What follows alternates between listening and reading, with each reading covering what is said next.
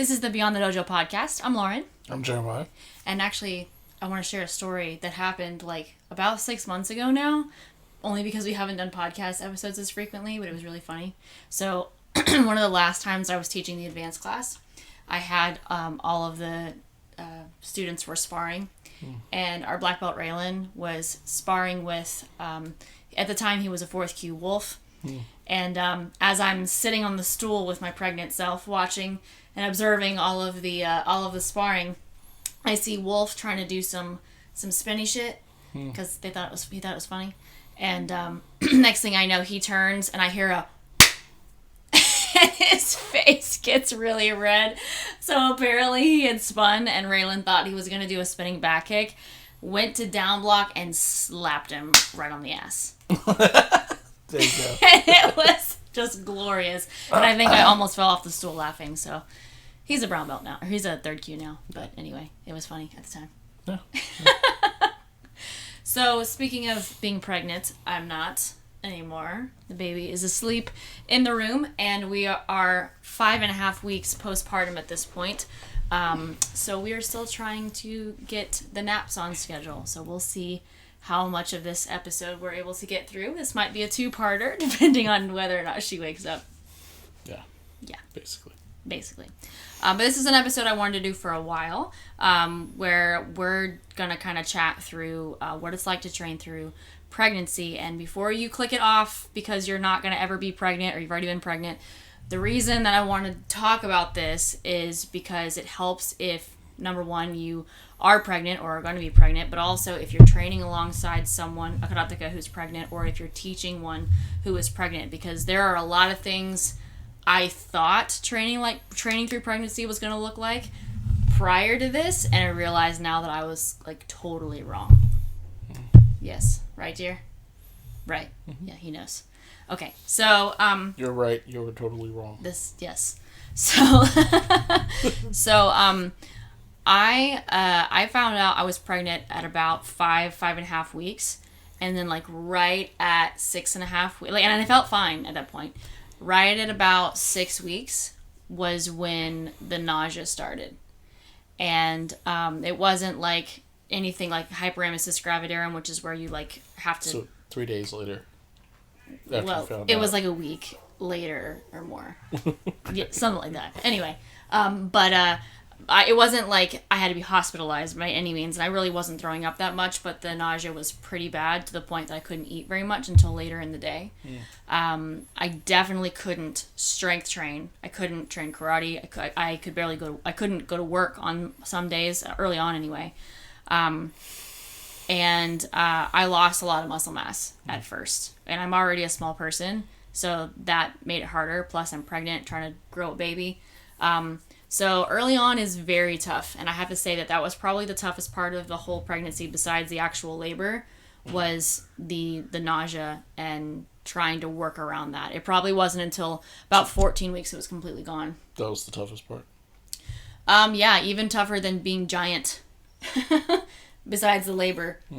Okay. Yeah, was being nauseated. But I hate being nauseated, so that could just be me. So, baby's already moving. So then once we hit about the second trimester, about like between 12 and 14 weeks is when things started to ease off a bit.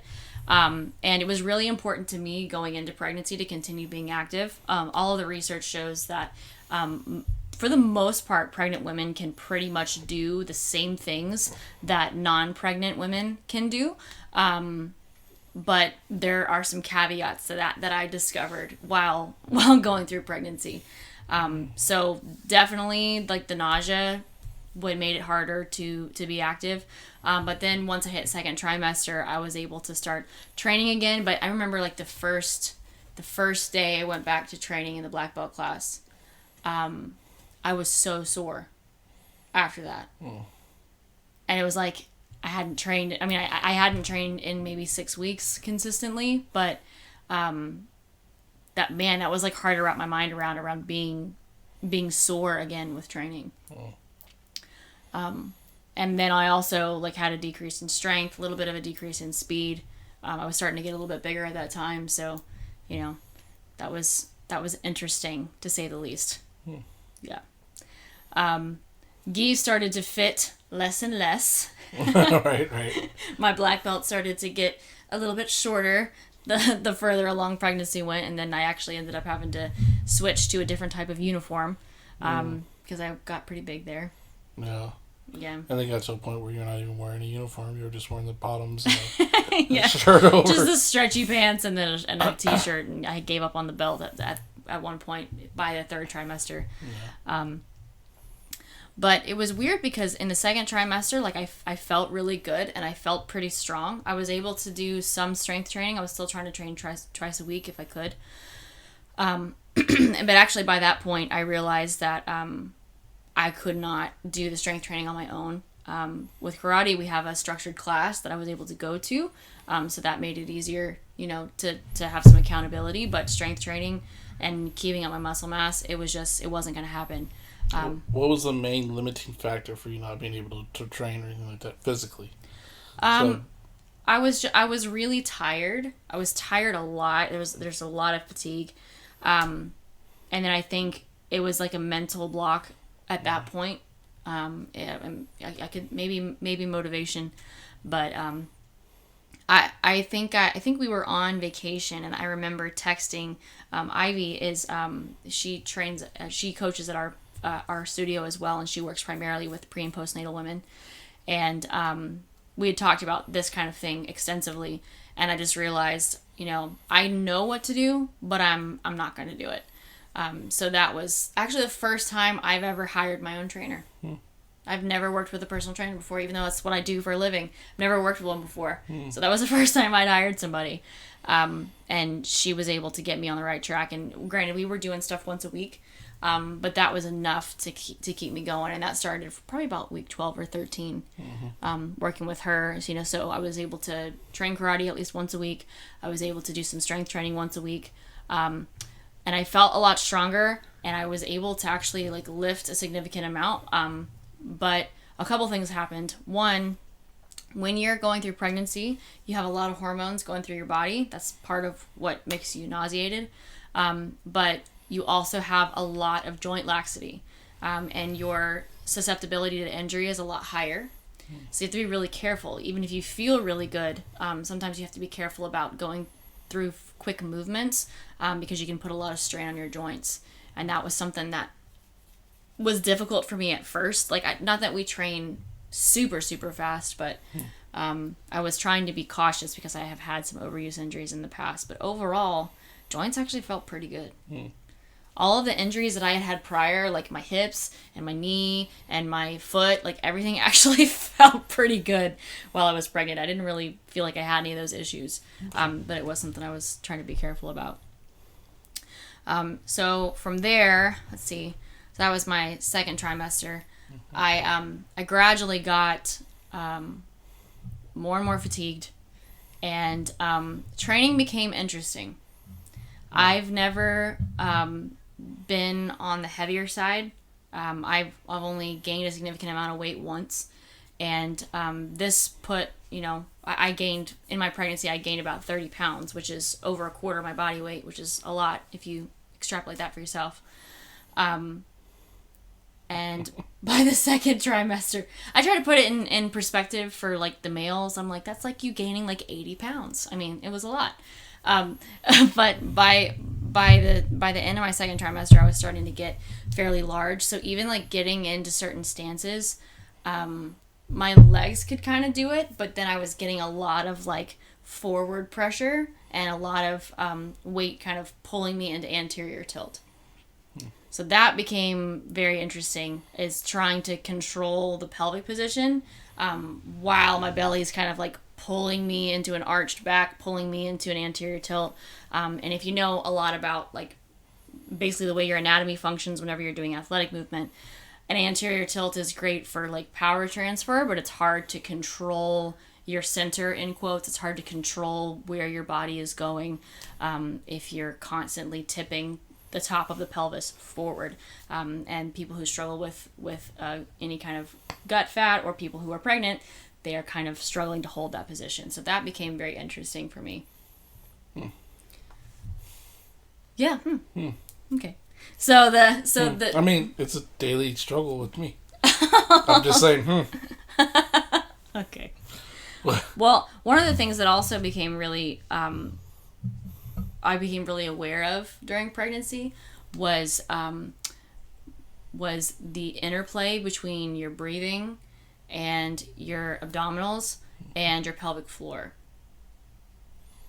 So whenever you inhale, your diaphragm actually like presses down and like opens up space for your lungs to be able to pull in air, but at the same time your pelvic floor is supposed to have a little bit of motion, and that becomes more important as you start nearing childbirth and you start considering recovery. You good?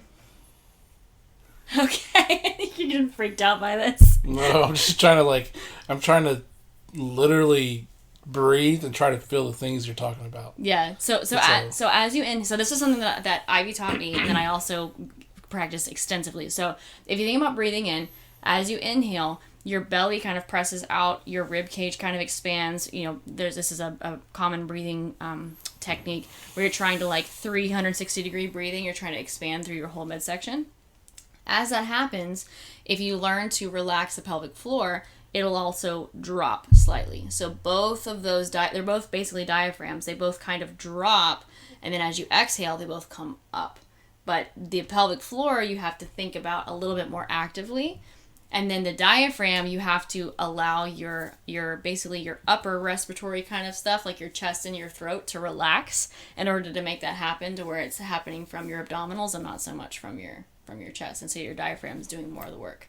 You tracking with me? So we're talking about the diaphragm and the tape. Yes, that is what I am talking about. But except that there's more to it than that. So the way it was explained to me, we're going off on a tangent to come back to the pregnancy stuff. So the way it was explained to me is that you have basically a diamond of your pelvic floor, and you're trying to feel like you're lifting from the front, from the middle, and from the back. I know that all the men are super uncomfortable now, but actually guys need to work on their pelvic floor strength as well. It's actually a major contributor to athletics. So it's actually not exactly Kegels. So Kegels are usually I think they're considered to be hard contractions and just hold. But this has more to do. This is a variance of how much you're actually lifting, how long you're holding, that kind of thing. And pelvic floor physical therapists, I guess, deal with a lot more of this kind of thing. But we were just working on just general control of the diaphragm pelvic floor because it makes a big difference as far as when you go into labor and also your recovery. So it was interesting to be a karateka who is, we're constantly talking about power transfer. And if you are transferring power from your legs through your torso, through your arms into a target, there has to be some rigidity in the torso for the most part. Well, the way that that's accomplished is usually through a form of brace. And, I don't have this completely figured out, but your breathing and the rigidity of your abdominals play into that. Well, that also means that your diaphragm and your pelvic floor play into that. So it's not just the outside of the cylinder, it's also the top and the bottom. So the way that is controlled and the way that is timed can also have an influence on how you're able to effectively transfer power. Now that could vary a little bit as you get more advanced, but that's the kind of stuff that I was kind of thinking through during the second trimester when this started to be introduced to me. So we were doing Hangetsu, and I'm inhale, diaphragm, pelvic floor drop, exhale, let them come up. Hey, it was extra stuff to work on. So I was able to experience some things that non-pregnant people will never have the luxury of learning. Mm-hmm.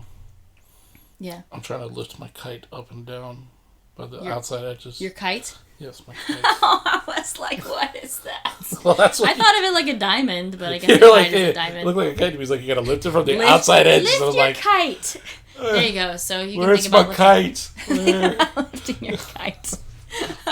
Is that what Naomi looks like? What? When she poops. She gets that look. Oh, you're concentrating on trying to lift your kite? Yeah, No.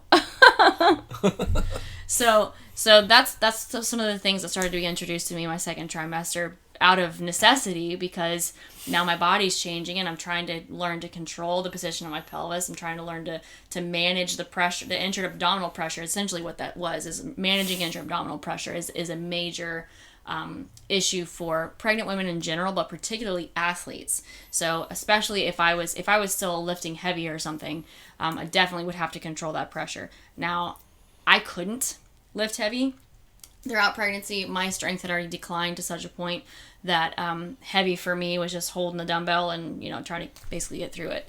But one of the realizations that I mentioned earlier is that, like, so women who are super athletic, who are in a sport, as long as they continue on with that sport throughout early pregnancy, they can pretty much continue on with the same types of movements and all that kind of stuff throughout the entire pregnancy.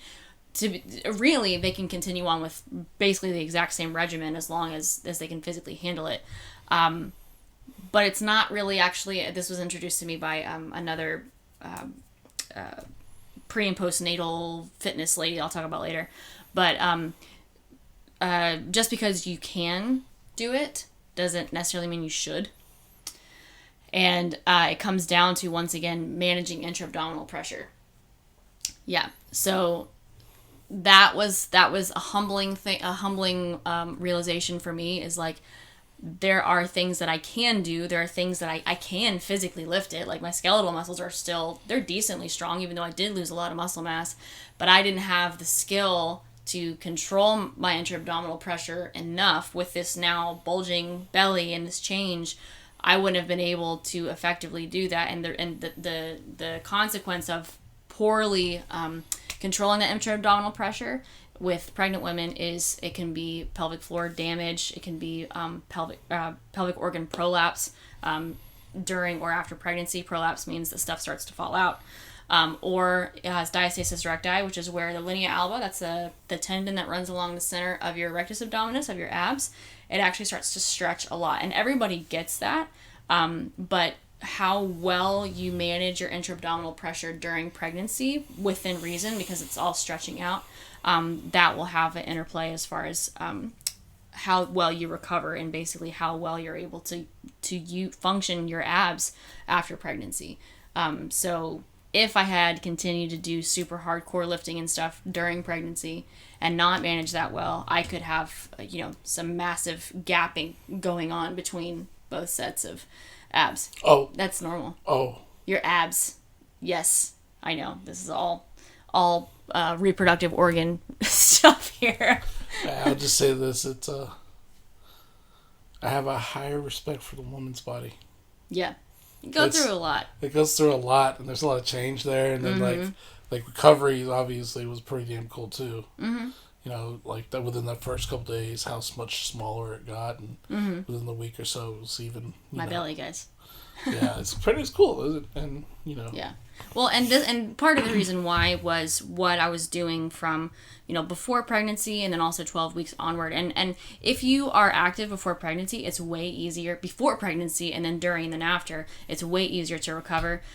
If you're active during pregnancy and then after, but not before pregnancy, it's still easier to recover. So if you're a female or you're related to someone who's pregnant and they think, well, no, I can't start something new during pregnancy, we can, as long as it's not like over the top. Generally, whatever you were doing before pregnancy, you can do some variation of that throughout. So I was able to do the same movement patterns. I just wasn't able to load it up as heavy and that kind of thing.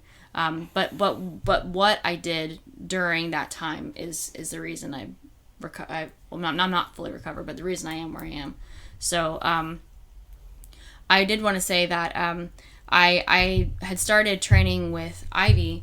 And she was having me do, we only do 4 or 5 exercises per session. We would do some breathing stuff at the beginning and kind of learn how to manage pelvic floor control while breathing, and then also try to apply that to strength training movements. So we do squats and deadlifts and rows and whatever. Couldn't do push-ups anymore. Can't do planks anymore because that's too much. It's too much pressure on the abdominals. But I was able to do a lot of just basic strength training stuff with her. And then I also, I supplemented by going through, I would highly recommend the Bell Method. She does a lot of stuff on Instagram, but She does a lot there's a lot of information in her program regarding going through pregnancy and then also through delivery and stuff like that. But the only thing is that she's a Pilates instructor. And no offense to Pilates people, but I hate it. Now, having done it, I can safely say I hate it. And I hated it every time I did it. But every Tuesday and Thursday, it got to the point where when I wasn't teaching at the dojo, I'd be in the training room in the back and I'd be going through these freaking Pilates workouts. And I'm just like, I hate every part of this. But it was very, very helpful. So I would highly recommend that too. That helped keep me accountable. And it's interesting because getting into the third trimester, where you're getting really, really big, having workouts that are catered to your size and your athletic ability at that point can make a huge difference as far as, being able to continue. So by the end, we were doing not a lot of super strong strength training stuff. It was a lot of hip external rotator work, a lot of booty burning stuff and arm stuff and a lot of breathing, and it still sucked. I still hated it. So if you're a Pilates person, you're great. I hate what you do. So I continued that until right before we gave birth. A couple weeks before. Yeah. Yeah. I was able to continue training karate for quite a while. I think the biggest differences were I couldn't go very fast because I was so much heavier. And then I couldn't kick as high because I had a belly in the way. So besides just maintaining your fitness and everything else, was there any other benefits to staying active? I know it made it easier for the pregnancy itself and labor and recovery. Mm-hmm. Beyond that, was there anything you noticed? As far as what the advantage was staying a positive effect of staying active. A lot of it was mental. So there's a big thing in sports psychology where if you're an injured athlete or if you have some kind of major life change where you're not able to engage in your athletic event in the same capacity, staying on a regimen can make a big difference as far as mentally how you handle it. So being able to be at class, even if I wasn't able to participate the entire time, sometimes I had to take breaks, sometimes I got nauseated, other times I just felt really wore out. That made a big difference, I think, mentally, was just being there and being part of it.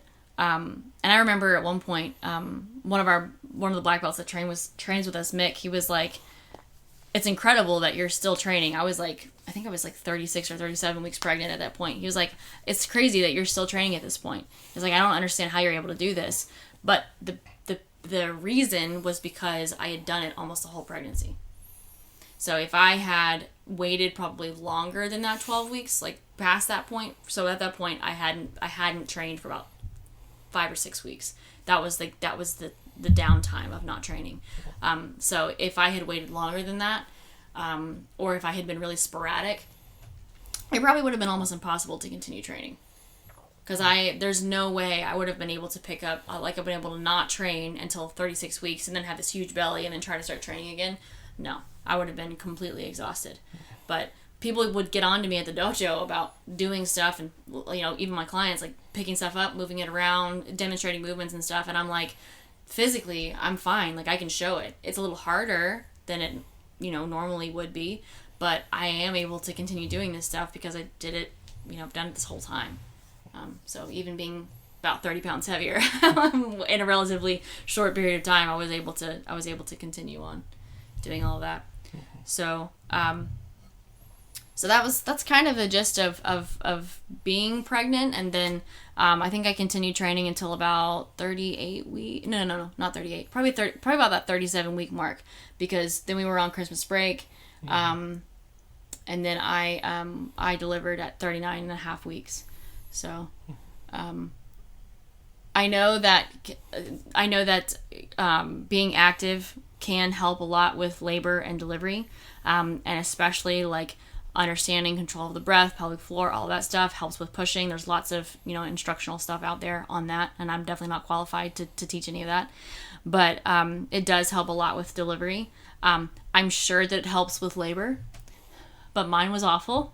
Jeremiah was there. Labor was not fun. But the biggest benefit that I could see as far as labor and delivery was the baby was perfectly healthy the whole time. So even when I was under a lot of stress, she was completely fine. And the reason was because I had been active the entire pregnancy, that had continued to put her under stress, and it actually helps to basically teaches the baby to regulate their heart rate, essentially.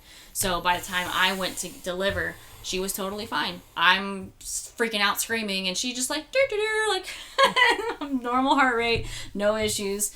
So that saved us from any kind of medical interventions, beyond the norm, because she was perfectly fine. And a big reason for that was because I was able to continue to be active during pregnancy. So, yeah.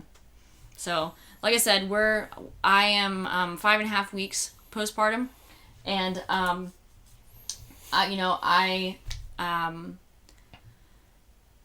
the first week was really tough, and I'm still basically recovering. You can do a lot of prep before labor, but pregnancy and delivery it does take a toll. Okay, well, the cat just fell and knocked something down. It does take a big toll on your body, and the cat fell out of the cat tree. Yeah, the top of the cat tree just fell off. I'm glad it didn't hit the camera. She's scared now. Anyway, so it does take a big toll on your body, and it doesn't recover quickly. This is another thing I would want instructors to know, that, like, I kind of look recovered. I definitely do not look pregnant like I looked, 6 weeks ago. But that doesn't necessarily mean that the entire function is back to normal. So, still trying to figure out the abdominal stuff, still figuring out pelvic floor control, all of that kind of thing. I don't have medical clearance yet to do a lot, so I'm not training full out again. And, once again, the issue is, like, my skeletal muscles, my muscles feel fine, but there's a lot of internal stuff I still have to be able to control in order to be able to train. And I know it's not often talked about, like pelvic floor health, especially with women, but with men as well. And then especially if you're an athlete, there's a lot there that if you train it, then actually you'll be a better athlete overall. But I'm still in that stage. Yeah. Jeremiah's just like, do we have to talk about this? There's not much I could add to it. You know what I'm saying? What? There's not much I could add to it. I'm a trophy. You got to watch. I'm a trophy husband right now. Are you a trophy husband right now? Yeah. So he's saying I did all the work. Basically. And the baby looks just like him. No, I'm saying, like, right now, the conversation, there's not much I could really add to the conversation.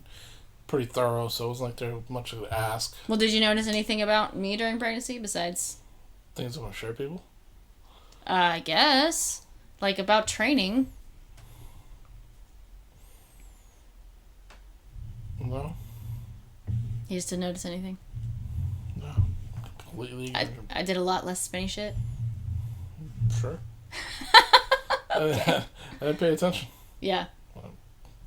We went in October, so we did, the last episode was with Scott Langley and David Pope, and at that seminar, like, I was able to do most of it. The only thing this is something maybe to consider too, is I didn't do partner work because I didn't trust anybody, because I've got lax joints and all that kind of stuff, and I had to be super careful, like, couldn't get hit in the stomach, obviously, that kind of thing, and then can't do, like, any face down stuff, no planks, things like that, but a lot of the, like, athletic, quicker moving, within reason stuff, like one direction, not cutting, changing directions. He did that drill across the floor where we're, like, in a jukomai, and we're, like, doing all kinds of techniques as we're, like, basically skipping across the floor. I had no problem with that. Felt super good doing it. Didn't feel out of breath. Had no issues. It's the changing directions I couldn't really do. But and that I was 34, 35 weeks, I think, at that point. So, yeah. I was a biggin. Yeah. Okay. So anyway, don't know if that answered anyone's questions about what it's like to be pregnant while training, but I'm sure there's many things that I forgot, because even though I've been thinking about this podcast for 6 months, I didn't write anything down. So I just kind of winged it. So hopefully I remember to say everything I wanted to say. I would venture to say that basically describes the pregnancy experience for me with you. What's that? It's like you had all these things you wanted to do. You never wrote nothing down. It's literally 2 minutes later, it was like you never said anything. Yeah. The forgetfulness was real. It was real. Yes. Real bad. But I will say this.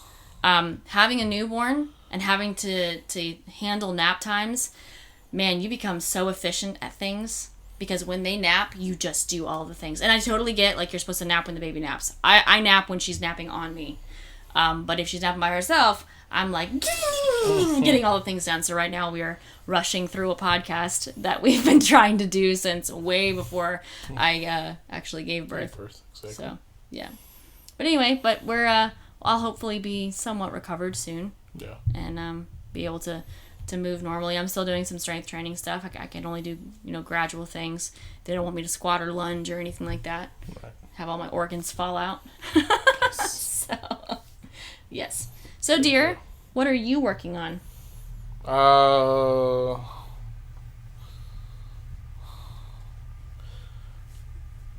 The shoulder control thing. That's the issue right Probably now. gotta speak up because you're not The very shoulder loud. control thing, like just lifting the shoulder to punch, and then actually having it rotate forward or hinge forward.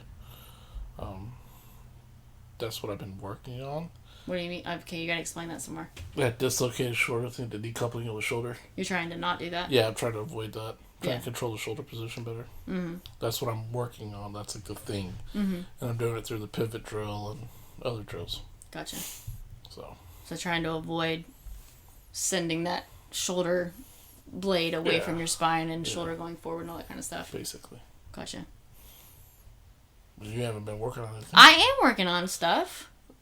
You can't train. What the hell are you talking about? I'm working on other things. We don't want to hear about your ideas. That's what this entire podcast has been about. It's about me working on stuff.